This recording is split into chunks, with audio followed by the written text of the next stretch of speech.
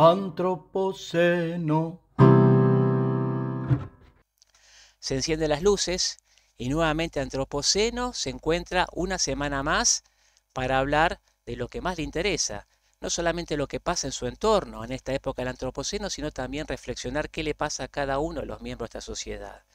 Y hoy tenemos la gran visita de Mariana Giacobbe para tratar el tema abordaje para diseñar el futuro que soñamos. Nos encontramos en el evento número 23 de este año y les cuento que Mariana es colega, es ingeniera agrónoma, especialista en agronegocios, está doctorando en este momento en dirección de innovación sistémica, es facilitadora de procesos de transformación cultural e innovación sistémica y también en algún momento hizo muchas actividades, entre ellas fue CEO en Bioceres. Para charlar sobre este tema, la recibimos a Mariana en esta reunión. Bienvenida, Mariana. Muchísimas gracias, un placer estar en Antropoceno, compartir este espacio con ustedes y compartir un poco esta visión de diseño y abordaje del futuro. Particularmente soy una apasionada, me defino como alguien optimista y alguien que le gusta hacer. Entonces, hoy les quiero compartir un poco, mi charla va a tener tres partes. Una que conecta con contexto, ¿no? ¿Cuál es el contexto a partir del cual voy a hacer una propuesta metodológica? Un abordaje metodológico después y quisiera terminar contando algunos casos que ilustran esta nueva forma de construir o de mirar el futuro. Entonces, por ahí va a ir un poquito el recorrido que pienso hacer. Lo primero es contarles que yo estoy convencida que todo comienza por una cuestión de actitud. Si la forma en que abordamos la vida, la actitud que ponemos ante la vida, no es una actitud positiva, no es una actitud de crear, de tornarnos protagonistas, no estamos siendo los creadores, sino que somos unos grandes opositores, ¿no? Estamos siendo aquellos que en lugar de permitir que vayamos hacia adelante, que avancemos, somos quienes estamos impidiendo ese avance. Y de alguna manera, para mí hay tres preguntas que deberían ser como nuestro norte, ¿no? La primera es, ¿qué vida querés vivir? Porque cada uno de nosotros desempeñamos diversos roles, pero en definitiva somos personas que tenemos una vida que es finita. Entonces, la pregunta es, ¿qué vida querés vivir? ¿Qué legado querés dejar? ¿Sí? Y a su vez, ¿qué mundo soñás? ¿En qué mundo querés vivir? Y a partir de ahí, ver qué actitud puedes tomar hacia adelante. Entonces, lo que siempre me pregunto es, si hoy fuese el último día de tu vida y te tendrían que recordar, ¿qué recordarían de vos? Entonces, desde ese lugar, es pensar, ok, estoy hoy en este presente y cuál es el futuro en el que yo sueño, para mi país, para los proyectos que llevo, para mi familia, para mí como persona. Entonces, esto nos cambia un poco la perspectiva, porque nosotros hablábamos antes de que siempre nos enseñaron a planificar hacia adelante, pero mirando hacia el futuro, hacia el pasado. Y el pasado lo único que nos trae es información de la cual podemos aprender, datos de los cuales podemos aprender, pero nada vamos a poder cambiar. Lo único que nosotros podemos involucrarnos para transformar es lo que comienza a partir de hoy hacia adelante. Entonces, esa es la propuesta, ¿no? Es qué queremos hacer, qué queremos diseñar, qué país queremos vivir, qué productos queremos llevar adelante, qué tecnologías, con quiénes nos queremos vincular. Akov, que habla del diseño del futuro, nos dice, nosotros tenemos que permitirnos mirar hacia adelante en esa estrella guía, ¿sí? Por eso, hace unos años atrás, con Mariano, con Daniel, que están acá, con Daniel Tawil también, que está acá, hicimos un taller que se llamaba El diseño de la horticultura del futuro. Porque tener esa estrella guía, tener ese norte, nos permite desde ahí volver a hoy y decir, ok, ¿cuáles son los pasos que yo necesito dar? Solamente de esa manera puedo enfocar todas mis energías, todos mis intereses, todos mis esfuerzos en construir ese futuro. Si yo quiero replicar lo del pasado, probablemente no esté siendo adecuado para el contexto en que vivimos. Obviamente que esto nos saca de alguna manera de una zona de confort, ¿no? Porque nos lleva a un entorno desconocido, pero también es un entorno en el cual podemos crear todo aquello que nos entusiasma hacer. Y este enfoque de alguna manera se nos conecta con el contexto que vivimos, ¿no? El mundo que estamos viviendo es un mundo que es diferente. Es un mundo que ya no lo podemos concebir como un mundo lineal, como un mundo como la revolución industrial, que podíamos entender que todo estaba separado, que todo funcionaba como máquina, y si yo tomaba una parte u otra parte, hacía un ajuste, y a partir de eso yo podía resolver una problemática. El mundo que vivimos hoy, muchos lo llaman que estamos en la cuarta revolución industrial. Personalmente me niego a llamarlo de esa manera porque creo que es mucho más que eso. Yo creo que estamos en una era que es la era de la evolución, es una era social, es una era donde las personas son actores estratégicos y necesarios por ser seres sociales, por ser seres que conectan. Entonces, en este nuevo mundo en el cual tenemos por un lado una disrupción tecnológica y a una velocidad como nunca tuvimos, tenemos por otro una conciencia y una demanda social muy fuerte desde el punto de vista ambiental, y tenemos por otro esta visión de que necesitamos volver a poner a la persona en el centro. Las personas necesitamos volver a asumir ese rol de protagonistas y de ser considerados como tales. Durante mucho tiempo, en muchas organizaciones, durante primera, segunda y hasta tercera revolución industrial, las personas eran un recurso. Hablábamos del área de recursos humanos, como si fuese alguien que podemos poner y sacar. Hoy entendemos que las personas no somos ningún recurso, somos talentos, somos seres sociales que podemos transformar todo aquello que nos propongamos transformar. Entonces, desde este lugar voy a hablar. Y contarles o traerles una frase que para mí representa en gran parte lo que estamos pensando hacia adelante, que tiene que ver con que estamos en un mundo donde las cosas no hay un cambio acelerado de las cosas, sino que hay una remodelación radical de cómo estamos haciendo las cosas. Y que esa remodelación radical requiere de nosotros una mirada, una mentalidad, un mindset diferente. ¿Sí? El mundo que nos trajo hasta acá es un mundo que estaba basado en las restricciones, todo era finito. O sea, si nosotros leemos las visiones de las empresas viejas, era quiero ser el primero, quiero ser el más grande, quiero ser el mejor. Para ser el primero, para ser el más grande, para ser el mejor, significa que voy a pisar en la cabeza a alguien y voy a competir con alguien para yo poder ganar. En el mundo actual, esa visión ya no tiene lugar. En el mundo actual la única forma de abordarlo es que crezcamos juntos, que juntos seamos más, que juntos logremos esos objetivos. Entonces, esa mentalidad de yo soy mejor que vos, o yo compito más que vos, o yo tengo una empresa más grande que vos, y de que para poder ser excelente o para poder trascender, vos tenías que ser el más grande en escala, ¿no? Hoy está cada vez más claro que la economía de escala, donde yo quería hacer todo y hacía innovación cerrada en mi empresa y todo lo quería traer hacia adentro de mi organización, no funciona más. Hoy la economía que empieza a tomar mayor preponderancia es la economía de organización. Bob Johansen Bob Johansen del Instituto del Futuro de Estados Unidos, de California, dice, usted es lo que usted puede organizar.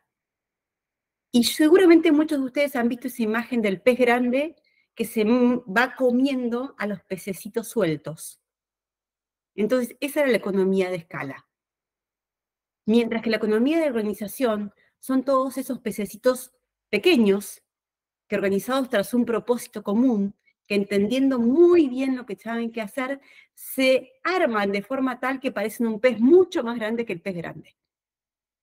Entonces, la economía de organización esa economía en red, esa economía que tiene un propósito, donde cada uno asume un rol y agrega valor, es la que comienza a tener mucha más fuerza en este mundo. Para eso nos tenemos que preparar como personas, ¿sí? Porque en un ecosistema no hay lugar para el ego, ¿sí? El ecosistema destruye los ecosistemas. Yo no puedo hacer con otro si yo me creo más que el otro, ¿no? Entonces, acá se nos desafía no solamente el qué hacemos, sino sobre todo el cómo hacemos lo que hacemos. Entonces, para diseñar este futuro, tenemos que primero mirarnos nosotros, cómo funcionamos, cómo tendemos redes, cómo creamos vínculos, cómo hacemos con el otro, ¿no? Y uno de los primeros pasos que necesitamos dar es construir un propósito común, ¿no? Un propósito común que nos permita decir, ok, nosotros queremos ser en Argentina productores de alimentos para nuestro país y para el mundo que sean de calidad, con trazabilidad, sustentables ambiental y socialmente. Y que además tengamos, obviamente, una sustentabilidad económica. Si ese es nuestro propósito, después nos daremos vuelta y diremos, ok, ¿y qué rol asumimos cada uno? Probablemente el rol de INTA o de las universidades o del CONICET esté vinculado a qué investigaciones puedo hacer para aportar esos alimentos. Después habrá áreas de desarrollo que estén pensando en cómo yo puedo aportar desarrollo en ese mismo marco, con ese mismo propósito, para que le ofrezcamos alimentos a cada uno de nuestros consumidores de calidad y sustentables. Después habrá una cadena de producción y distribución que estará pensando lo mismo. Pero sobre todo, todo esto no estará traccionado desde la oferta, sino que estará traccionado desde la demanda. Entonces, fíjense cuántos puntos tenemos que empezar a cambiar. Ya no hago solo, ya la economía no es de escala, ya no necesito ser el mejor, ser el más grande, ser el más poderoso, sino es cómo yo puedo vincularme con otros, articular con otros y acordar un propósito común para caminar. Y ahí hay un punto que para mí no es menor, que tiene que ver con que nosotros tenemos que cambiar de ese mundo de restricciones a un mundo de posibilidades. Y solamente existe un mundo de posibilidades si nosotros transformamos las discusiones que tienen como efecto romper, percutir, ganar. Es como un juego de ping-pong que estamos viendo a ver quién gana, ¿no? Vos me das, yo te devuelvo y estamos viendo a ver yo cómo puedo desde tu jugada crecer y derrotarte, a crear espacios de diálogo, ¿no? El diálogo viene del griego, donde logos tiene que ver con la palabra y el significado de la palabra, y día está conectado con eso a través. Es como cómo fluye la palabra, el entendimiento, la comprensión. No para pensar como vos, sino para crear conciencia colectiva y entender cuáles son los diversos pensamientos que tenemos sobre la mesa y cómo podemos crear un entendimiento común. Yo les hablaba de Bojo Hansen hace un ratito y a mí me parece que hay algo muy interesante que él propone, donde muchos hablamos del mundo VICA que tenemos actualmente, ¿no? Un mundo volátil, incierto, complejo y ambiguo. Y podríamos decir que ese mundo nos paraliza. Pero Bob Johansen dice, hay un VICA positivo, es el que te permite moverte. Entonces, ¿cuál es el VICA positivo? Es que lo volátil cede ante la visión. Tenemos que tener una visión compartida, colectiva, un propósito común muy claro de todos los actores. La segunda que dice es, la incertidumbre cede ante el entendimiento. Entonces tenemos que entendernos, no pensar igual, pero sí entender el punto de vista del otro, poder dialogar, poder ampliar esa visión o ese mindset desde el cual yo estoy pensando o viendo las cosas. La complejidad cede ante la claridad y finalmente la ambigüedad cede ante la agilidad. Y hoy tenemos muchísimas herramientas tecnológicas para lograr eso. pero tenemos que hacerlo desde este lugar, desde poner al cliente en el centro y construir juntos. Ejemplos como esto puede ser un proyecto que hicimos entre fines de 2017 de principios de 2017 a fines de 2019, que fue pensar en cómo transformar INTA Castelar, un centro de investigación, en un distrito de innovación, en un agrodistrito.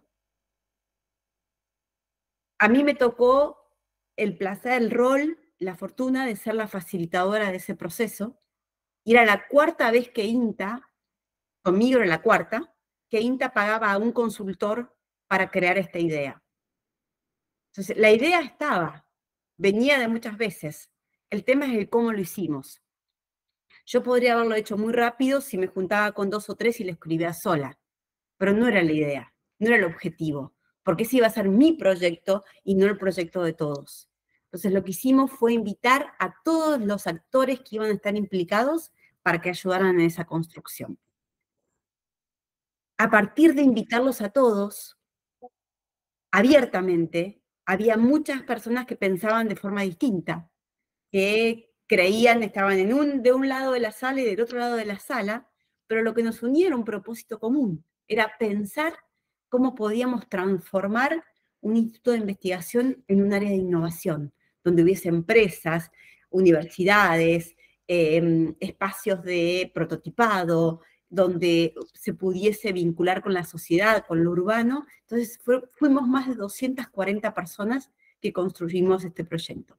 Entonces, ese proyecto no es mi proyecto, es el proyecto del INTA, es el proyecto de un montón de gente que participó y que, más allá que yo me fui como facilitadora, ese proyecto sigue vivo a través de quienes participaron. Entonces, creo que ese es el desafío que tenemos. Yo, en la misma línea, surgió el tema de la horticultura, en cómo diseñamos la horticultura del futuro. Entonces, a mí Mariano me puede ayudar, pero la invitación fue, todos los que tienen que ver con la horticultura tienen que estar presentes. No, pero pueden discutir, pero hay gente que no se lleva bien, que no sé si va a ser positivo. Entonces yo les decía, tranquilos, no se preocupen. Tenemos metodología donde lo que importan son las ideas y no de dónde viene la idea o quién trae la idea, donde lo que importa es lo que podemos construir juntos y cómo asumimos ese rol para que podamos ir más allá, podamos tener un diálogo productivo, un diálogo creativo, y no nos quedemos en esta discusión que quizás está conectada con algo previo, un histórico que traemos, que nos impide salir del barro para soñar, para ir más al balcón y para mirar más hacia adelante. A mí me saltaron los 20 minutos, así que ustedes me dirán, si querés, Javier, que abramos a preguntas, o aquí estoy. Gracias. Mariana, bueno, gracias por lo que decís. Adoro lo que dijiste. Debo haber tenido más de 10, 15 sociedades en mi vida, 2 solas me fueron muy mal. La pregunta principal que te hago es algo que lo estoy hablando constantemente con todos porque tengo miedo a lo que ocurra con las leyes y demás, que es un tema muy escabroso. ¿Qué opinás de la interpretación? Porque vos dijiste recién, todos tenemos, que ser fieles a la ley, a lo que pensemos y a lo que firmamos, pero a veces, te repito, el tema es la imaginación. No quiero que pase lo que decía Einstein, prueba y error de personas y de empresas, ¿no?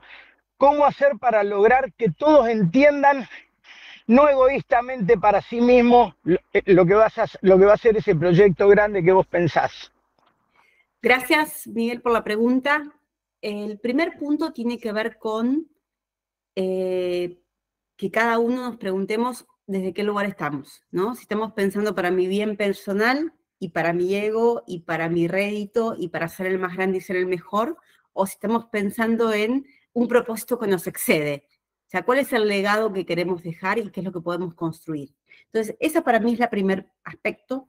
El segundo aspecto es que nosotros nos tenemos que animar atraer a la mesa de construcción a todos los actores. Todos necesitamos estar involucrados en esa construcción para generar un entendimiento inicial. O sea, no es yo construí la idea y vengo a ponerla sobre la mesa para convencerte que es una buena idea, sino que al revés. Che, pensemos a ver qué podemos construir y de ahí asumimos a ver cada uno tiene su rol. Respecto a lo que vos decías de las leyes, las normativas, las reglamentaciones y demás, te agradezco la pregunta porque creo que nos conecta con algo que tenemos que estar muy, muy atentos. La innovación sistémica, que es un poco lo que trae este nuevo enfoque, nos dice que tenemos que estar mirando a la vez distintos tipos de cosas. Primero tenemos que mirar el contexto, en qué contexto estamos. Después tenemos que mirar el tema de innovación organizacional, o sea, cómo está nuestra organización, con quién nos estamos vinculando, cómo nos estructuramos para llevar adelante eso. Tenemos que prepararnos las personas para este nuevo mundo. O sea, tenemos que mudar nuestro mindset, nuestra mentalidad a una mentalidad nueva de abundancia, de coraje, de apertura, de verdad, una mentalidad mucho más abierta. Tenemos que mirar la innovación institucional, o sea, cuál es el marco formal que nos rige, pero también cuál es el marco informal. O sea, ¿qué es la cultura? ¿Cuáles son las creencias? ¿Cuáles son los comportamientos de la sociedad en que estoy? Entonces, y a su vez innovar en negocios. O sea, tenemos que unir un montón de partes para poder pensar en cómo hacemos para que nuestra empresa o nuestro proyecto no fracase. Cada vez tenemos más desafíos, porque además a esto se le cruza que es mucho más acelerado. No sé si, Miguel, si respondí, si me fui por algún lugar o si querés reforzar la pregunta. Más que reforzar es qué pasa si yo estoy pensando y le digo a mi hija, portate bien, cuando sale con su novio, y después el novio le dice a ella, portate bien, que es totalmente contrario al mío, ¿me entendés? Entonces, a veces en las empresas pasa eso, y como vos decís, de juntar tanta gente, ¿cómo hacer para que esos egos que acabas de decirnos no ocurran en beneficio solamente, como dijiste antes, del que llevó la idea, o del que pone más plata, o del que tiene más amigos? Esa era un poquito la... Te digo cuál es el punto. Hay que crear acuerdos y comportamientos aceptables y no aceptables construidos colectivamente por todos. Y lo que tenemos que hacer es respetar esos acuerdos. Y eso nos puede servir para la empresa, para la familia, para cada uno. ¿Cuáles son los acuerdos que tenemos como organización, como familia, como personas que estamos en la sociedad? Vamos a Marcelo Rojas, entonces. Bueno, Mariana, muy interesante, muy bueno. Me gustó mucho tu charla. Considero que lo del diálogo es súper difícil, ¿no? Cada vez nos cuesta más dialogar, sino lo que queremos es monologar, ¿no? No sé si está bien dicho monologar. Y después cuando escuchando, hablaste del proyecto, del INTA y todo eso, me vino un poco a la cabeza que para lo que vos decís, que no hay que tratar de construir entre todos, es fundamental la humildad, ¿no? La humildad de no creer, me parece, no sé si estoy equivocado. La humildad de no creernos que somos los únicos que sabemos, sino saber escuchar. Y tengo una anécdota que ya la conté varias veces, no la voy a contar de vuelta hoy, pero me parece que la humildad es fundamental, ¿no? La humildad es el primer valor o la primera competencia que tenemos que tener presentes. Yo tengo una frase que me dijo alguna vez Gustavo Grobo cuando era mi jefe en Bioceres, y él me decía, tenés que creer que podés, pero no tenés que creértela. Y creo que si nosotros ponemos esa frase mucho más en acción, tenés que creer que podés, pero el día que te la crees, perdiste. Porque el día que te la creíste, dejaste de aprender, dejaste de evolucionar. Entonces creo que ese es un enorme desafío que tenemos, ¿no? Creer en nosotros, creer en el equipo, porque yo lo que he podido comprobar es que cuando uno cree en las personas, lo que surge es impresionante. Los proyectos que surgen son impresionantes. Los compromisos que surgen son impresionantes. Pero tenemos que trabajar con humildad y con mucho coraje, porque vamos a tener que tomar decisiones con pocas certezas, o con ninguna, casi certeza, ¿no? Entonces creo que ese es un punto muy importante a tener en consideración. Y como vos decís, el diálogo quizás es una de las cosas más difíciles, porque el diálogo implica escuchar al otro aunque no me guste lo que estoy escuchando, ¿no? Y yo si me permiten, hay 2 o 3 autores que a mí me parece que son claves de leer. Uno es Ronald Heifetz.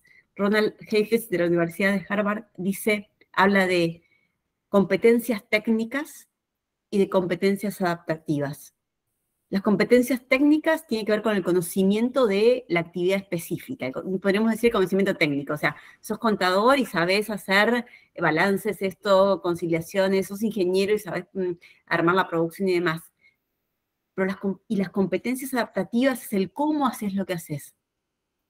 La soft, podríamos decir, cómo te vinculás, cómo te relacionás, cómo te comunicás, cómo generás confianza. Esas son habilidades que nunca nos enseñaron a desarrollar. No están en la currícula de ningún colegio, ni de ninguna universidad. Algunos empiezan a incluirlos, pero en general no están y son imprescindibles.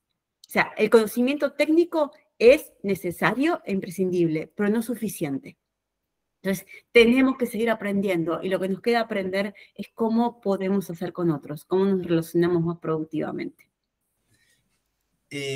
Perdóname, hablaste, muy interesante lo que decís, hablaste de tener un sueño, y entonces una de las preguntas que me hago es, ¿cómo entusiasmás, cómo enamorás para que ese sueño sea compartido y cómo lográs que seas ágil y a la vez construyas en consenso en un mundo como hoy? ¿Cómo es esa mecánica de impulsar y sostener?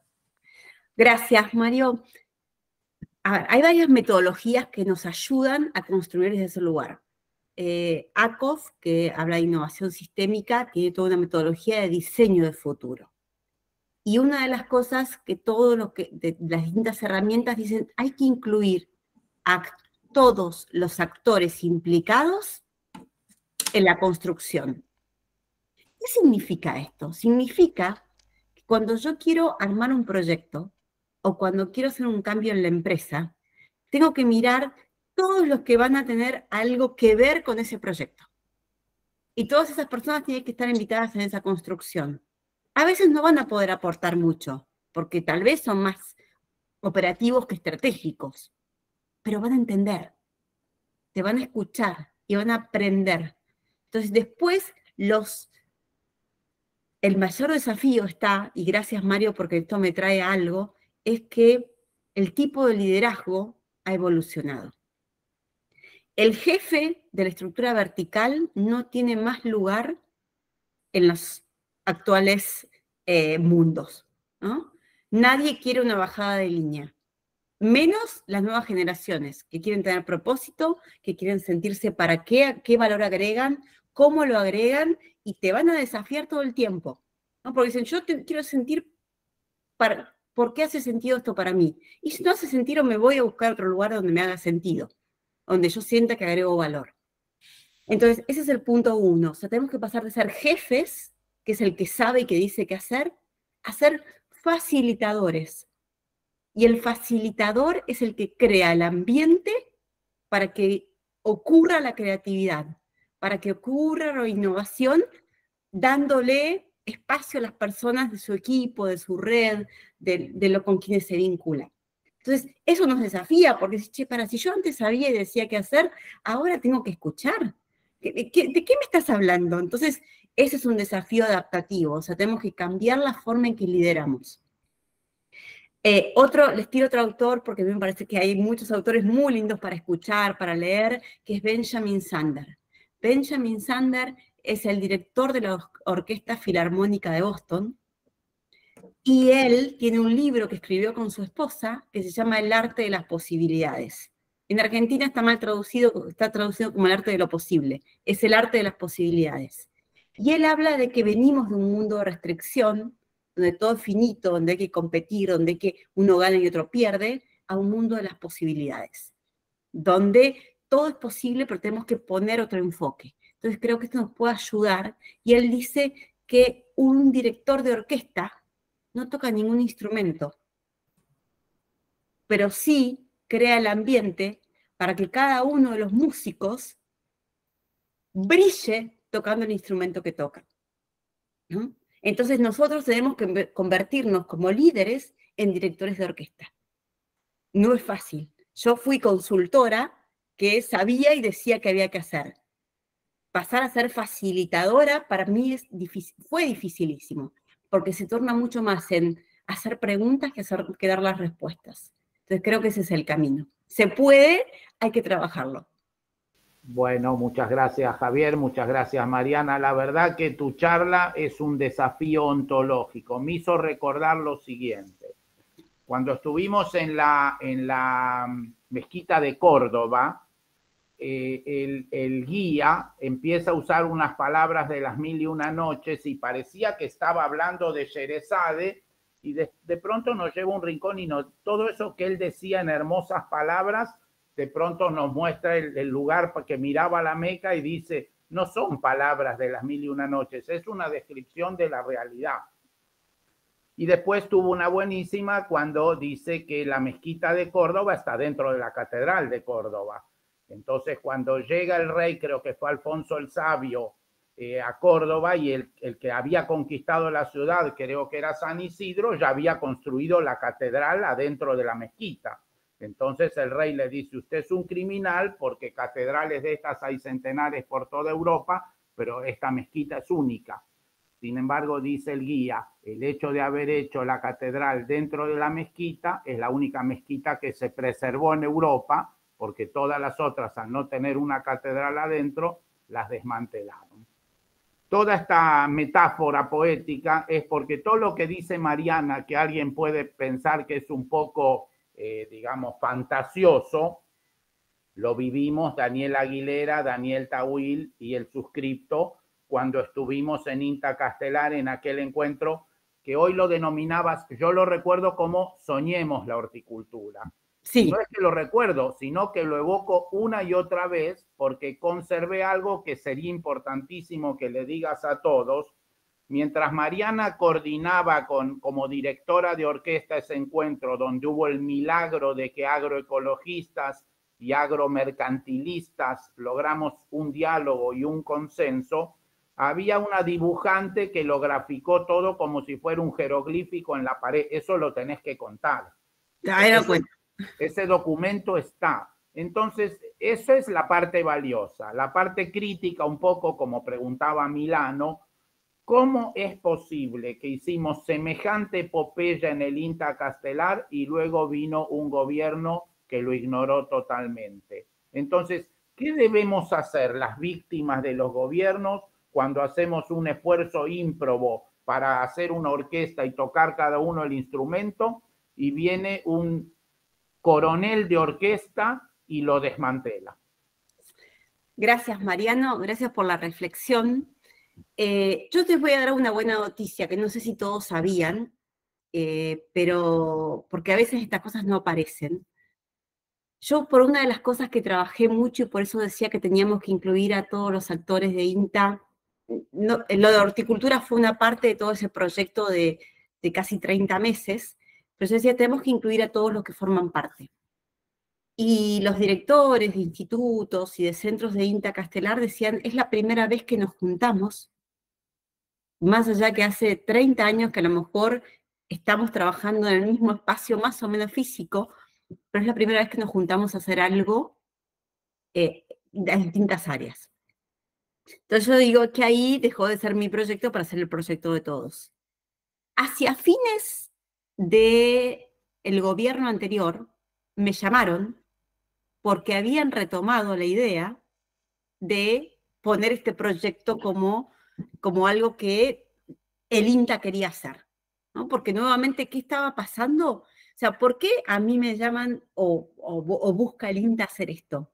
Porque hay una amenaza permanente en INTA Castelar de los municipios de alrededor por territorio, ¿no? Entonces, tipo Pac-Man, desde que había más de 850 hectáreas, hoy le quedan algo más de 670, 680 hectáreas al INTA, porque ha ido cediendo para procrear, para el cementerio, para el bar, para un colegio, para esto, para aquello, hasta tal punto que incluso habían cedido la parte de un bosque de eucaliptus que había detrás de lo que era Felices los Niños, que era de una variedad de eucaliptus que similar a lo que podía haber en Australia. O sea, teníamos como un valor de biodiversidad enorme y el INTA lo había perdido, lo había cedido. Entonces, esa presión hizo que pensáramos en cómo le agregábamos valor. Trabajamos esos 30 meses y logramos que antes que terminara el gobierno anterior se quedara en el Consejo Directivo de INTA, se declarara este proyecto de interés estratégico para la organización. En el gobierno anterior, siguiente, digamos, el gobierno que estuvo el presidente anterior de INTA, hacia fines de mandato lo retoma y crea una dirección para impulsar. Entonces dije, bárbaro, ya ganamos una parte. Esto dejó de ser un proyecto político para ser un proyecto de Estado. Obviamente que es un proyecto que requiere mucho financiamiento y este gobierno es algo, y con el inicio de este gobierno, el nuevo equipo me llamó para que les explique qué había pasado y qué habíamos hecho, y que nuevamente retomaban ese proyecto estratégico. Entonces, yo digo, muchas cosas no pasaron, quizás porque falta seguir uniendo voluntades, y que esto sea mucho más de Estado que de gobierno, pero creo que es un proyecto que trascendió las fronteras de cada gobierno. Entonces, creo que por ahí tenemos que ir, Mariano. Y asumir compromisos e incluir y tornar estas, cuando decía Miguel Ángel antes, bueno, pero ¿qué pasa con lo institucional? Yo una de las propuestas que había hecho es, tenemos que tornar una ley para esto. O sea, cada polo o distrito de innovación que hizo la ciudad de Ciudad de Buenos Aires, hizo una ley que denominaba para qué era el polo de innovación o para qué era cada distrito, el distrito tecnológico, el distrito de las artes, etcétera, y cada uno de esos tiene una ley. Nosotros no llegamos a hacer esa ley. Por H, por B, por J, por no sé qué, no se llegó. Entonces, creo que lo institucional ayuda a que tengamos un canal que nos permita avanzar más allá de los intereses particulares de cada gobierno. Entonces, creo que son cosas que tenemos que seguir trabajando en esa línea. No sé, Mariano, si está respondido o si quedó a mitad de camino. Esto es un largo camino, recién comienza, estamos en eso. Manos arriba, hay equipo. En la lista de preguntas tenemos dos personas, a Pau Navaja y a Darío Pico. Entonces le damos primero paso a Pau Navaja, por favor. Pau. Hola, muchas gracias, Mariana. Muy bueno, muy bueno. Te hago la siguiente pregunta. Hay una nota que leí que cuenta que los bushmen, los bosquimanos, tienen una costumbre, dicho sea de paso, los bosquimanos son la forma de ser más antigua de la humanidad, pero por lejos, ¿no? 100.000 años podemos decir que esta gente reproduce su forma de ser, y no hay nadie que se pueda acercar ni remotamente a semejante cosa. Y tienen la costumbre de que cuando alguien tiene éxito lo putean. Lo putean, le dicen, sos un choto, no, así no va, no, mírenlo, se burlan de él y arman todo un asunto ritual de destruir el ego que esa persona pueda desarrollar por haber sido capaz de cazar mejor, encontrar más agua o lo que sea que lo convierta en una persona más admirada por el resto, para que no sea grande, digamos. Tienen una sistemática, digamos, deterioro del ego. Saltando en el tiempo y el espacio, yo sé que en Suecia, cuando alguien te felicita porque te ganaste un premio, porque lo hiciste bien, saliste primero, lo que sea, el lenguaje coloquial pedís disculpas por haberlo logrado, por haberlo hecho. Cuando te felicitan, no sé si por el cumpleaños, por ejemplo, pero en general, como que en sueco, cuando vos respondés a un che, qué bien que estuviste, es un disculpame. Perdón por haber estado. Entonces, uniendo esos dos puntos y refiriendo a tu interesantísima exposición, quería saber porque a mí me interesa, pero no sé cómo informarme sobre este tema que me parece tan interesante. Porque es cierto, aparte, que cuando vos tenés éxito, lo decía Charly García, Cuando tenés éxito, todos te hacen mierda y te quieren atacar y te quieren destruir. Y eso, yo no creo que sea, digamos, solo envidia, como se suele decir, sino que creo que hay algo más orgánico dentro de la sociedad. Y no sé, me parece muy interesante una reflexión tuya al respecto. Gracias, Pau, por la pregunta. Lo primero que quiero decirles es que yo no soy tal vez una especialista en el tema, con lo cual lo voy a tratar desde mi formación en acompañar estos procesos y desde dos aspectos que yo creo que están ahí dando vueltas, ¿no? Por un lado, el entendimiento que nosotros tenemos del ego. Yo creo que en muchos casos hay una confusión respecto del ego, y si tengo unos minutitos les voy a compartir una simbología que nosotros usamos para explicar el ego. Nosotros decimos, imaginemos un tanque de agua, ¿no? Un tanque de agua tiene un flotante. Y ese flotante es el que mantiene que tengamos el tanque lleno, que sea que abrimos el caño para que entre agua, va bajando a medida que vamos desagotando agua y habilita para que se vuelva a llenar hasta cierto nivel.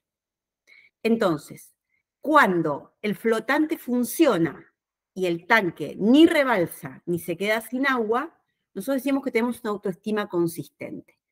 Entonces, ¿qué es una autoestima consistente? Es cuando estamos confiados en nosotros mismos, cuando podemos ser vulnerables, cuando estamos abiertos a tal vez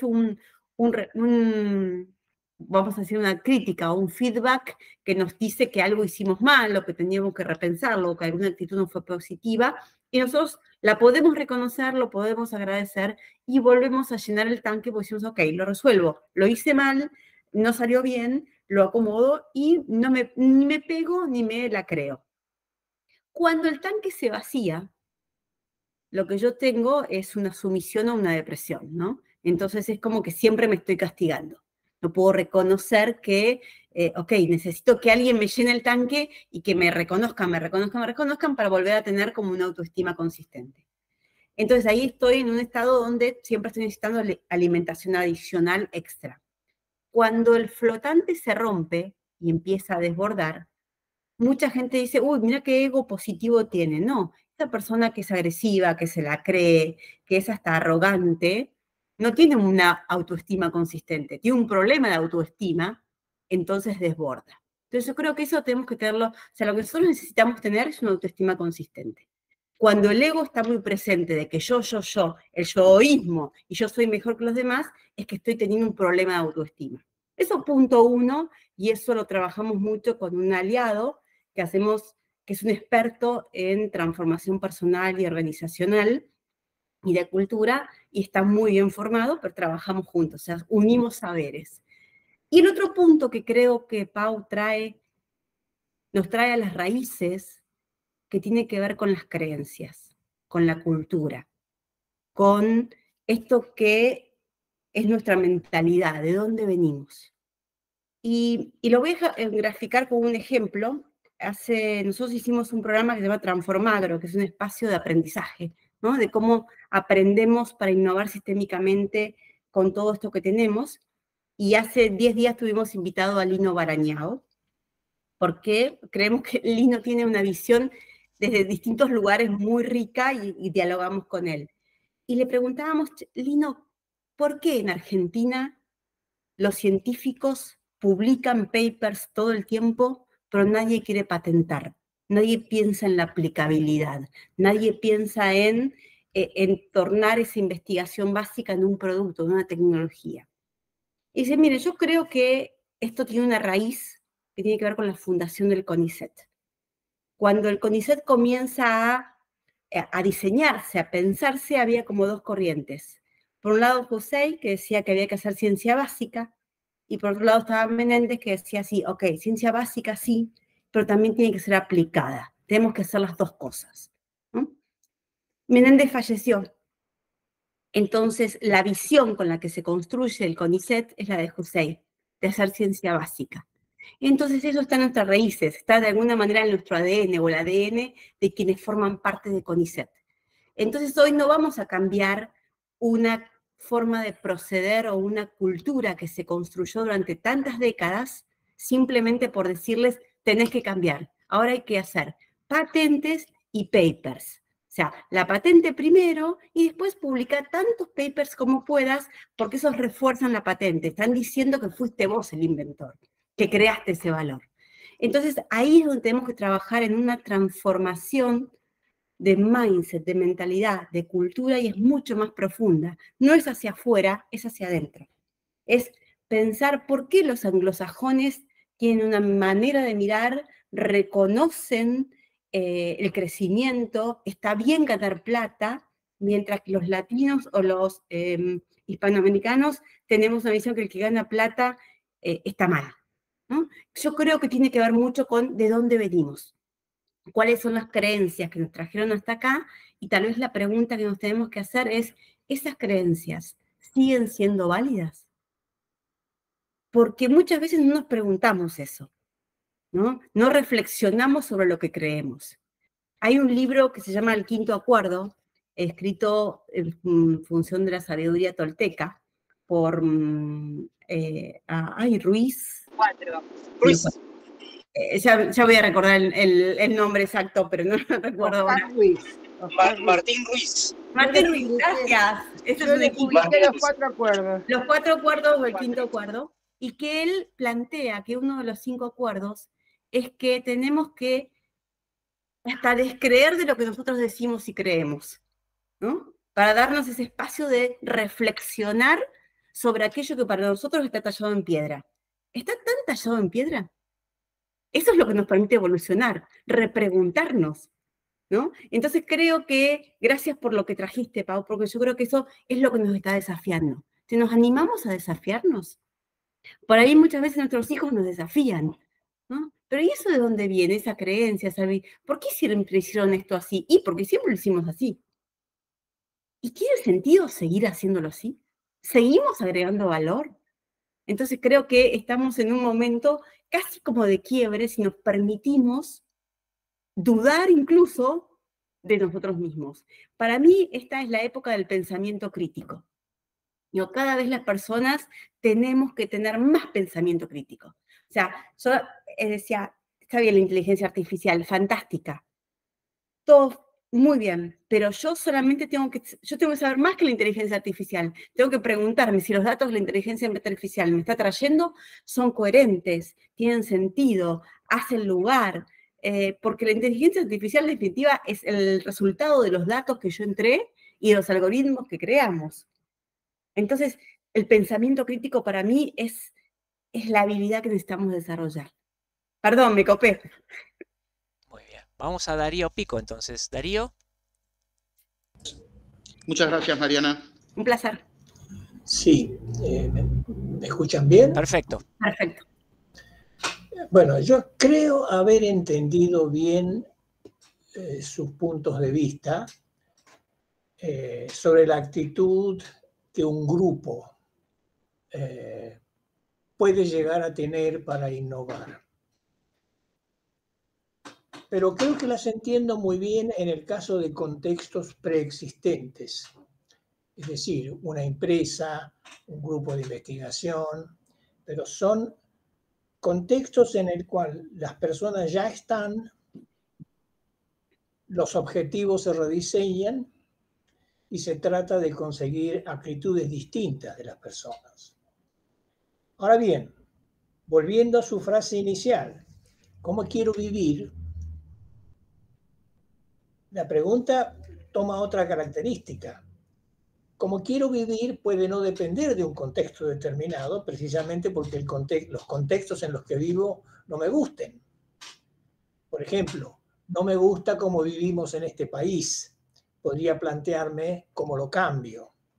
Entonces la pregunta es cómo sus ideas se pueden implementar en contextos que no están preestablecidos. Gracias, Darío, por la pregunta. El contexto es algo que nosotros no vamos a poder cambiar, o al menos no rápido. El contexto es algo que nos rodea, que está, y es el que tenemos, ¿no? Si aparece un cisne negro, si aparece una pandemia, si estamos en una cultura que no reconoce, no sé, el valor del trabajo, porque lo hemos destruido durante mucho tiempo, donde la dignidad que te aporta el trabajo, el esfuerzo y demás, es un contexto que va a tardar en cambiar y yo voy a poder hacer poco para cambiarlo rápidamente, porque es algo que viene dado, ¿no? Sea cual sea.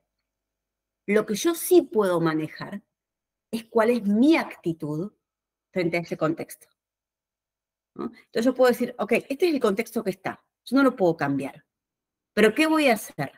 No me gusta Argentina, es una porquería, no podemos hacer nada, te destruyen todo. Bueno, ok, ¿qué podés hacer? ¿Qué querés hacer? No, bueno, ¿qué te gustaría hacer y qué no podés hacer acá? ¿O qué harías? ¿Cómo podés vos, desde el lugar que tenés, tornarte protagonista? No me gusta nada. Bueno, entonces, ¿en qué lugar te gusta? Sí, pero no me quiero ir de Argentina. Bueno, toda elección tiene consecuencias.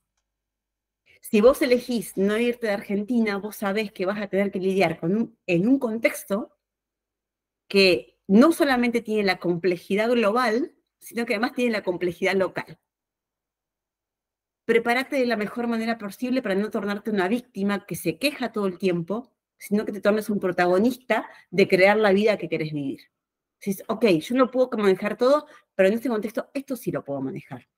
O sea, nosotros, yo contaba antes, yo soy de Trenquelauquen, yo viví hasta los 9 años en el campo, después viví en Trenque hasta los 17, mi familia toda está acá, me fui a estudiar a Buenos Aires y durante 30 años no volví a Trenquelauquen hasta el año pasado, donde tomamos la decisión en pandemia de volver. Entonces, esa decisión de volver tuvo un montón de implicancias.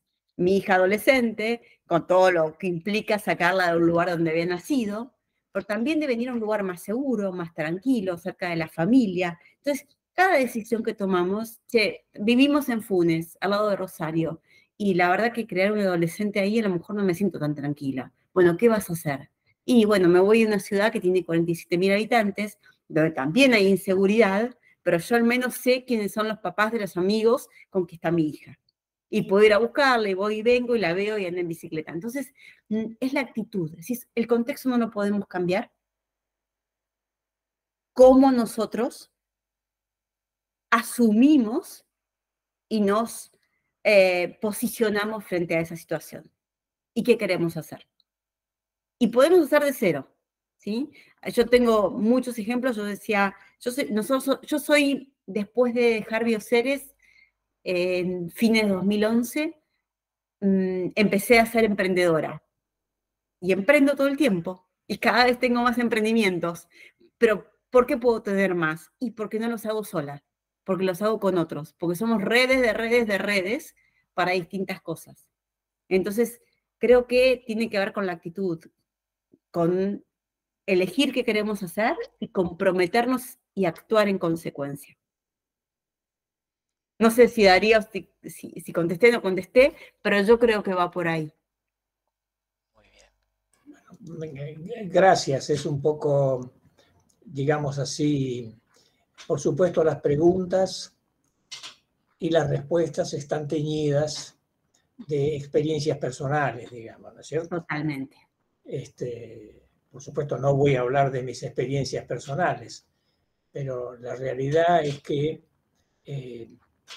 hay muchísimos ambientes en los que resulta muy difícil, no digo cambiar, simplemente penetrar. Uh-huh. Penetrarlo sería comenzar una forma de cambiar. Para mí un ejemplo patético son los partidos políticos. De ser ámbitos de discusión y de participación, se han convertido en lugares que están. ¿No es así?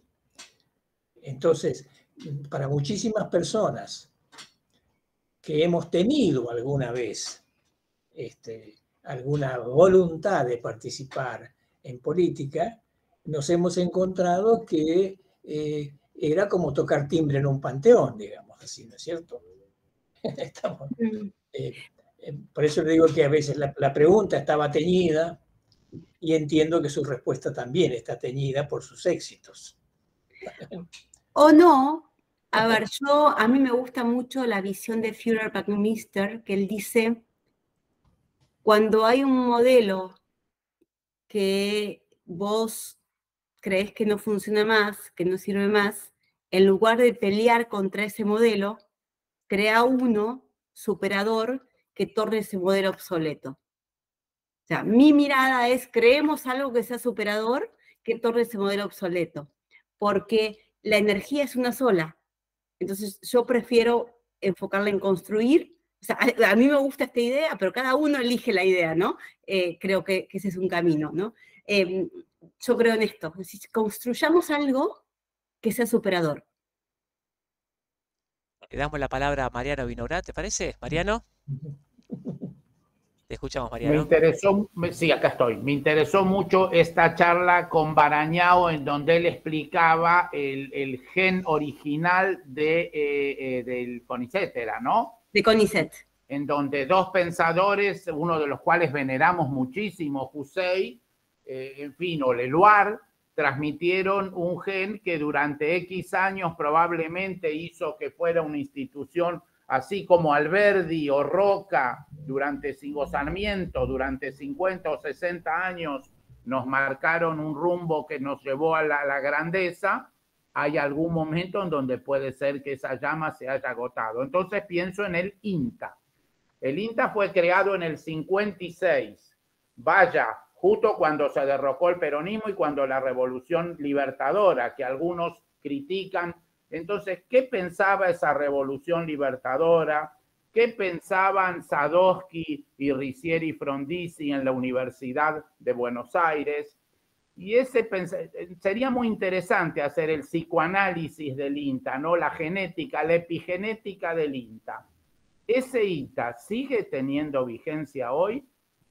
Hablas de un conflicto por la tierra. En todas las estaciones experimentales hay hectáreas y hectáreas que tal vez no se usan hoy para nada y que podrían reconvertirse en centros de biotecnología. El mercado central, un temazo, no lo vamos a agotar hoy, pero me gustaría encontrar algún análogo a Barañao que nos explicara qué pensó la revolución libertadora cuando hizo el INTA. Seguro que lo copiaron de Francia, me juego, lo copiaron de Francia o de Estados Unidos. Y durante muchos años, en mi juventud, el INTA lo era todo en materia frutícola, no había otra cosa. Y hoy el INTA es muy poca cosa. Un tema muy espinoso, pero fundamental. Si tuviéramos que buscar un análogo a Barañao para que nos desmenuzara el INTA, ¿quién sería? ¡Ay, qué pregunta, Mariano! No la sé. Puedo preguntarle a Lino a ver si se le ocurre, si él sabe de alguien con quien podamos hablar, puedo investigar un poco por ahí. Yo creo que es muy interesante conocer cuáles son los orígenes con qué creencias y con qué cultura y con qué visión se crearon, y reconocer que todo lo que hicieron nos trajo hasta acá. ¿No? Yo digo, el pasado lo podemos reconocer porque estamos acá gracias al pasado de alguna manera. El punto sería, bueno, ¿cuál es la creencia, la cultura, la visión que necesitamos hoy para construir ese futuro? Porque por más que nos pasemos discutiendo, o sea, lo que sí podemos entender es, bueno, cultura por cultura no se reemplaza. O sea, un comportamiento no se reemplaza simplemente por decir, hay que cambiar el comportamiento. Hay todo debajo del iceberg, hay un montón de cosas, de históricos, que hay que bucear para ver cómo transformamos eso. Entonces, creo que sí, sería interesante buscarlo, y también, sobre todo, creo que también más allá de eso, es, bueno, ¿y cuál necesitamos hoy? ¿A dónde queremos ir? ¿Cómo transformamos eso? Yo les diría que después de esto que se construyó en Castelar, del Distrito de Innovación, de Reinnovación y demás, si nosotros consiguiéramos sobre todo se necesita financiamiento, ¿no? Hay financiamiento, hay mucho trabajo que hacer, pero hay mucha gente que se comprometió, podría ser el primer caso en que empiece a mostrar un camino diferente. ¿no? Y eso podría replicarse en otros lugares. Entonces, yo sigo creyendo que ese modelo que hoy está en el mundo es un modelo donde hay innovación abierta y en un mismo espacio están los investigadores, las empresas, la academia, las personas de la sociedad interactuando, conectándose. Es como, bueno, es un espacio de encuentro y de crecimiento, ¿no? Habría que buscarlo para que nos ayuden a entender. Mariana, antes de darle paso a María Bernardes, en la sala está María Elisa Maggio, que me imagino que también es del INTA y también quería decir algo. Le damos primero la Bien. palabra a María Elisa, así continuamos con el tema del INTA y después vamos a María Bernardes. María Elisa. ¿No? Yo no creo que sea malo que el CONICET haga ciencia básica, es para lo que nació y todos los países, bueno, quizá nosotros no tenemos los medios adecuados, pero en general toda nación busca tener su conocimiento. Yo lo que creo es que tenemos un modelo justamente contrario a todo lo que se plantea en la reunión de hoy. O sea, tenemos un modelo, no tenemos un modelo de desarrollo, no tenemos una visión de país a futuro que sea respetada por todos los gobiernos, ¿no? Entonces, pasa que no hay un trabajo justamente sistémico en ciencia y tecnología. Yo creo que el problema de INTA es que cuando nació había mucha cosa que adaptar para Argentina y eso llegó un momento que se terminó por distintos motivos, o porque dejaron de ser conocimientos gratuitos o porque bueno, porque quien lo generaba venía y lo vendía directamente en el país, no hacía falta que haya un INTA que lo traiga, ¿no? Entonces ahí es donde yo veo la falla, que no hay una concatenación entre ciencia básica y tecnología.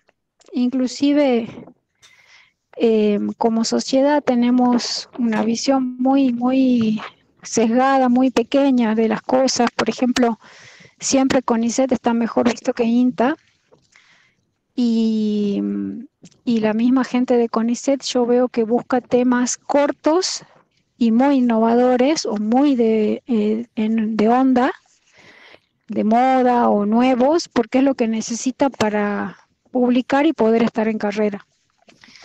Y en INTA nos pasa que nosotros tenemos que dar respuesta, no podemos elegir. Yo estoy en el INTA de Salta y no puedo elegir trabajar en algo que esté muy de moda. Lo que necesito es trabajar en lo que vale para la región. Y es una región chica, hay que competir por recursos con otras áreas mucho más grandes en superficie, en ingresos para el país, como puede ser la soja, el girasol, el trigo. Yo estoy hablando de poroto. Y esa es la visión que nos falta, ¿no? Y nos pasó, por ejemplo, yo les cuento una experiencia cuando INTA y CONICET empezaron a entrelazarse, trabajar juntos, entre comillas. CONICET ponía los becarios e INTA ponía los fondos. Desde el proyecto que yo coordiné hasta hace poco que muchos proyectos se unificaron y se cerraron, tuvimos que financiar varios becarios que trabajaron en poroto y no quedó ninguno. ¿Por qué? Porque no hay vacantes para que esa gente siga trabajando en lo mismo. Entonces, es tener becarios, un tema para el cual tienen que generar una información en 5 años, y para poder seguir en carrera pasar a un postdoc. El postdoc implica cambiarse de tema. Es así de simple. O sea, ninguno de los colegas que yo conocí, que fueron becarios, y de los que yo participé en su formación, ya sea con experiencia o con fondos que yo tenía que administrar, ninguno quedó. Entonces, les quería comentar eso, ¿no? Bueno. Un detalle de cómo esa organización y esas creencias y esa falta de estrategia nos perjudica a todos. María Elisa, te agradecemos entonces tu testimonio y le damos la palabra a Mariana y continuamos con María Bernardes para cerrar esta reunión. Gracias. Yo creo, gracias Marilisa por tu testimonio, por compartir. Yo creo que estamos en el mundo del I. Necesitamos ciencia básica y ciencia aplicada. Necesitamos sector público y sector privado. Entonces, escuchaba justo hoy un podcast de un ingeniero de APRESID que estuvo en Obispo Colombres justamente en un seminario de poroto. Entonces, y todo el mundo habla también de la importancia del poroto. Entonces, quizás lo que nosotros tenemos que empezar a articularnos más, ¿no? Es decir, bueno, a ver, necesitamos, el mundo va a pedir legumbres. Las legumbres aportan un montón de nutrientes y podemos hacer nutrientes y dar un alimento de más calidad que no sea solo harinas a mucha población. Entonces, ¿cómo nos podemos conectar? ¿Cómo Marilena, desde tu instituto nos podemos conectar con Obispo Colombres, con APRESID, con los productores, con los exportadores de porotos? O sea, ¿cómo hacemos esa red para que haya sinergia? ¿No? Creo que ese es el gran desafío. Es un desafío de una época de articulación, ¿no? Cada uno haciendo lo que es experto, tiene su especialidad, articulando con otros actores que tienen otra especialidad para poder llegar desde una idea a un producto en el mercado, a un servicio, a una tecnología en el mercado. Creo que ese es el desafío, ¿no? Porque yo realmente estoy convencida de que hay mucho por hacer en esta línea. Quizás, bueno, un minuto más sobre lo del lino. Él decía que él quiso desarrollar dentro de su paso por el sector público el INVAP de los alimentos, ¿no? Investigación aplicada de los alimentos. No lo logró hacer estando en el sector público, pero ahora está articulando distintos actores para hacerlo desde el lugar privado. Entonces no importa quién, cómo y qué, lo importante es que surja, que nosotros podamos tener en Argentina el INVAP de los alimentos. ¿Traccionado por qué? Por la demanda. O sea, yéndole a preguntar a los futuros consumidores de esos alimentos qué necesitan, qué quieren, cómo lo quieren. ¿Lo quieren en polvo? ¿Lo quieren en barrita? ¿Lo quieren cómo? Para que nosotros nos podamos dar vuelta y producirlo. Creo que es el gran desafío. Usted es lo que usted puede organizar, ¿no? Necesitamos empezar a vincularnos, a conectarnos con otros para hacer juntos tras un propósito compartido. Perdón, estaba María y yo me engancho. Disculpa. Vamos entonces con María cerrar la lista de charlas. Le damos la palabra a María y después cerremos esta reunión. María, te escuchamos. Bueno, me encantó la charla, me gustó mucho lo de ser facilitador, lo de acompañamiento, unidad, inclusión, visión, misión, unir saberes, equilibrar la autoestima de la gente, porque si uno no equilibra la autoestima de la gente, los equipos se destruyen. Y a mí me gusta mucho el concepto de apuntalamiento, que tiene mucho que ver con la psicología post-freudiana y post-lacaniana francesa, apuntalar al sujeto. Pero me pegó mucho toda esta última parte de la charla porque tiene que ver con el tema de ciencia básica aplicada y aplicada también a buscar en el privado la demanda. ¿Cómo se pueden tender puentes para que nuestros políticos entiendan de que no se puede trabajar en ciencia básica, de ciencia aplicada y patentamientos si ellos no están al tanto de lo que se necesita afuera y de lo que necesitan los científicos, tanto en ciencia básica y ciencia aplicada? Y otro tema que quedó a partir de, yo ya lo venía escribiendo acá antes de que hablara María Elisa, es el tema de lo que perjudica la carrera del CONICET y la del INTA a los becarios, el tener que seguir en carrera para poder cobrar su sustento. Entonces es como que atenta a un proyecto de desarrollo. Y yendo a lo de Mariano, que dijo el que pensaba lo de la Revolución Libertadora. Si aislamos el tema Revolución Libertadora y ubicamos la época, tiene que ver con el desarrollismo, lo que se llama en sociología el modelo desarrollista. ¿Cuál es el modelo desarrollista que ustedes, desde lo que están investigando, Mariana, se podría proponer para la Argentina y empezar a articular con actores desde los think tank políticos para que les llegue a los futuros gobernantes este tipo de ideas para poder avanzar y desarrollar a la Argentina como se merece? Gracias, María. Desafiantes tus preguntas. Voy a responder desde mi percepción y desde lo que creo yo. Lo primero es que, conectado con lo que decía antes Darío Pico respecto de la política y de cómo desde nuestro país se ejerce los roles, ¿no? Yo me pregunto cuántas de las embajadas tienen representantes comerciales que realmente asuman su rol. O sea, ¿cuánto están buscando? ¿Cuánto están realmente percibiendo qué es lo que demanda el actor o el consumidor? O sea, ¿quiénes son nuestros consumidores? ¿Cuál es el mercado? ¿No? Nuestro mercado es Brasil, es Paraguay, es Estados Unidos, es Canadá, es Europa, es Asia.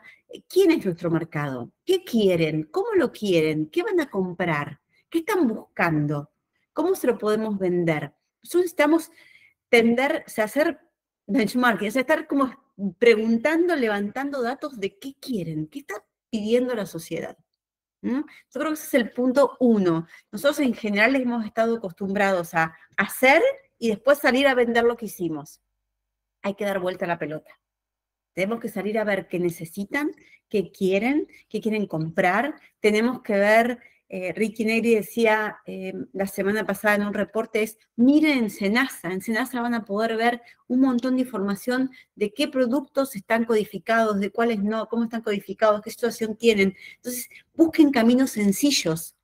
No busquen algo que sea sumamente complejo y que haya que hacerlo de cero. Empiecen por algo que sea más fácil.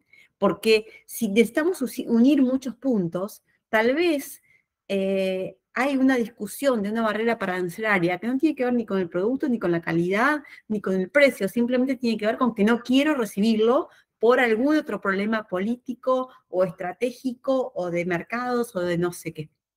Entonces, creo que el punto 1 es, hay argentinos en todo el mundo. Conectémonos con ellos, cuéntenos, che, ¿qué comen? ¿Cómo compran?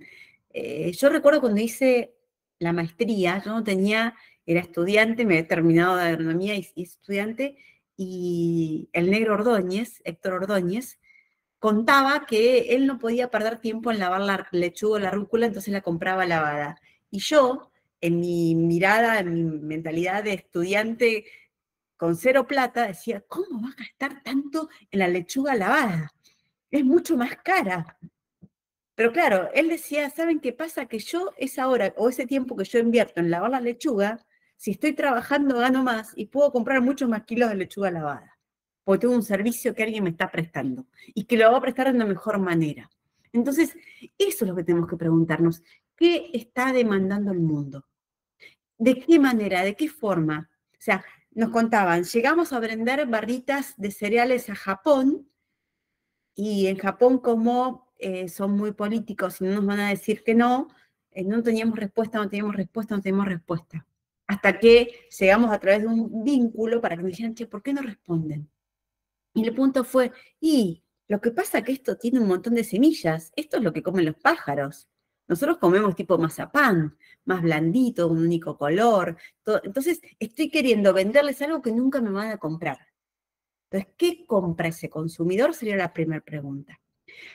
Eso debería traccionar. Y más allá de qué está haciendo o no, y cuán próximo o no está el sector político, yo pensaría en, ¿qué puedo hacer yo? ¿Con quién me tengo que vincular yo? Porque eso es una parte, pero yo puedo hacer un montón de cosas con un montón de actores. Probablemente si yo desde el sector público me empiezo a vincular con el sector privado, ellos tengan algunas cosas que me puedan preguntar. ¿No? ¿Para qué estás haciendo esto? ¿Cuánto tiempo va a llevar? ¿Cuánto cuesta? ¿Cuál es el mercado? ¿Cómo va a ser la salida? ¿Dónde se agrega valor? ¿Por el producto o la marca? ¿Tenemos que desarrollar marca? No. ¿Podemos? No podemos. ¿Qué packaging? Son un montón de preguntas que probablemente las haga quien está en la distribución, en la comercialización, pero no las hagamos en el laboratorio, porque no es algo que nos preocupe. Porque lo que nos preocupa es un producto de calidad, con la sanidad, con el proceso adecuado, con no sé, el sabor, el color, lo que fuere que sea adecuado. Entonces creo que tenemos que ver con quién nos vinculamos. O sea, ¿con quién nos vinculamos para poder crecer? No vayamos a querer que aquellos que están hablando otro idioma nos resuelvan los problemas. Juntémoslos con los que tenemos ganas de resolver los problemas y vayamos avanzando. Después, si somos muchos, les golpearemos la puerta. Hagamos el pez que es grande, no porque creció un solo pez y se tornó muy grande. Hagamos un pez grande porque nos conectamos con muchos actores que estamos golpeando una puerta y diciendo, necesitamos que se resuelva esto. Necesitamos que nos atiendan, porque somos un montón conectados que estamos teniendo esta demanda. Y Mariana, te pido solamente 2 palabras reflexiones para cerrar esta reunión. Bueno, gracias. Lo primero es agradecer. Agradecer este espacio para poder compartir una visión que, claro, como decía Darío, está muy teñida de mi experiencia, porque es lo que tengo para ofrecer, ¿no? Mi recorrido. Yo realmente creo que tenemos una oportunidad de hacer cosas espectaculares. Que si nos tornamos protagonistas y buscamos ese camino para crear, para tornar un futuro posible, para incluir, para participar en otras organizaciones, para ayudar a aquel que no puede, no con la limosna, sino para que ese que no puede hoy hacer algo, aprenda a hacer y gane en dignidad y gane en herramientas para poder tornarse alguien que sea empleable, ¿no? Creo que para mí ese es un desafío muy grande y sobre todo un desafío muy grande porque yo siento, y es lo que más a mí me preocupa, es que hay cada vez más gente analfabeta laboralmente, ¿sí? El mundo requiere de nuevos expertise y no necesariamente nos estamos preparando para esos nuevos expertise. Entonces yo digo, aquellos que tenemos la posibilidad, tenemos que tender un puente para que nadie se quede atrás, para que cada uno pueda desarrollarse. Pero eso también depende del compromiso personal de querer hacerlo, ¿sí? Y creo que eso no pasa solamente en Argentina, pasa en el mundo. Y eso para mí es un desafío muy grande en el cual particularmente estoy comprometida y creo que cuanto más tengamos los que nos comprometamos en ese camino, un futuro mejor vamos a construir. Así que muchísimas gracias por el espacio. Quedo disponible, mis contactos, demás para seguir. Hay mucho para compartir, así que gracias por el tiempo. Antropoceno es el agradecido de tenerte con nosotros esta noche e invitarte a futuras reuniones y que seas parte también de nuestros habituales miembros de los jueves. Ponemos punto final, señores. Nos encontramos la semana que viene, dentro de 14 días, aquí nuevamente Antropoceno, en los jueves de Antropoceno. Buenas noches a todos. Antropoceno.